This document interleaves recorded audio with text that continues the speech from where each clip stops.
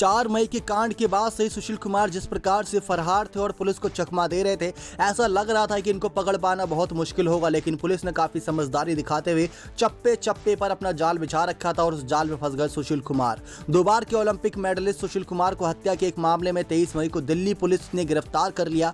उन पर साथी पहलवान सागर धनखड़ की हत्या का आरोप है।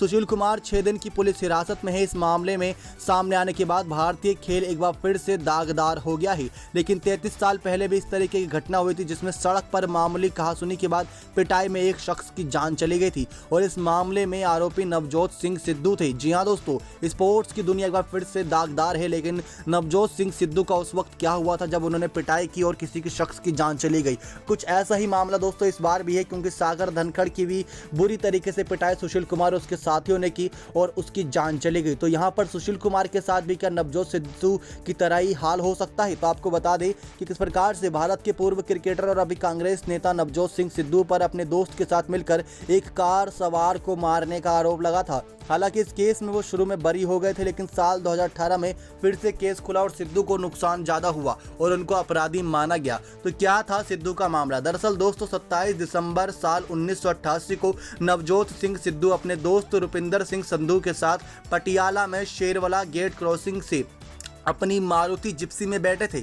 इस दौरान मारुति कार में सवार गुरनाम सिंह भी वहां पर आया। उसने जिप्सी में बैठे लोगों से रास्ता देने को कहा। इस पर वस क्या थी, कहा सुनी हो गई, बहसबाजी हुई और सिद्धू और संधू ने गुरनाम को पीट दिया। इतना पीटा दोस्तों कि सिद्धू ने गुरनाम के सिर पर भी काफी ज्यादा मारा था। बाद में गुरनाम सिंह की अस्पताल में ही जान चली गई। ऐसे में दोनों पर आपराधिक मामले दर्ज हुए। ट्रायल कोर्ट में इसे हत्या का मामला भी चला, लेकिन 1999 में ट्रायल कोर्ट ने दोनों को कह दिया कि बरी है। फैसले में सबूतों की कमी का हवाला दिया गया।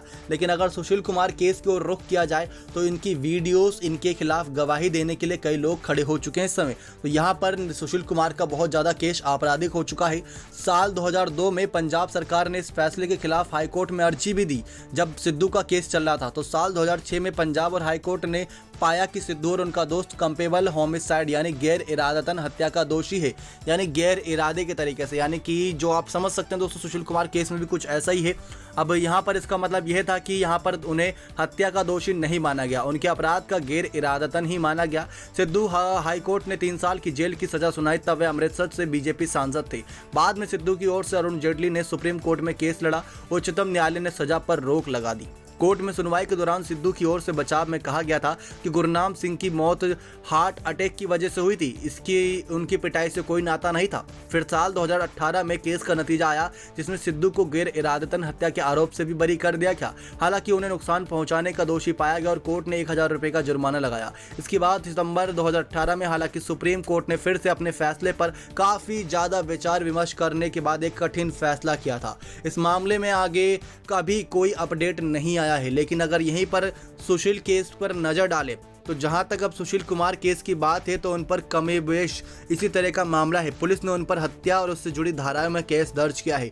सुशील पर दिल्ली पुलिस ने भारतीय दंड संहिता 302 जो कि हत्या का अपराध होता है, 308 यानी गैर इरादतन हत्या करने का प्रयास होता है और 365 अपहरण या इसकी कोशिश, 325 स्वेच्छापूर्वक गंभीर चोट पहुंचाना, 323 जानबूझकर स्वेच्छा से किसी को यानी कि अपनी ही इच्छा से किसी को चोट पहुंचाना, 341 गलत तरीके से रोकना, 506 आपराधिक धमकी, 269, 188 और 120 और 34 के साथ ही शस्त्र अधिनियम की विभिन्न धाराओं के तहत भी मामला दर्ज किया गया। पुलिस का कहना है कि सागर को मारे जाने की वीडियो में सुशील साफ दिख रहे हैं, वे सागर को पीटते दिख रहे हैं। अब देखना होगा कि इस मामले में कोर्ट का क्या रुख रहता है और पुलिस किस तरह केस को पेश करती है। ये सारा दोस्तों मामला काफी पेचीदा है। क्या सिद्धू की तरह ही सुशील कुमार केस भी एक तरीके से कह सकते हैं कि इनको जेल की सलाखों के पीछे तक ना लेके जाए, उनको बरी कर दिया जाए, क्योंकि इनका गैर इरादतन हत्या वाला मामला हो सकता है। लेकिन अपहरण करना, उसके बाद इनको स्वेच्छा से मारना, ये सब तो एक अलग ही केस बनता है, जिसकी वजह से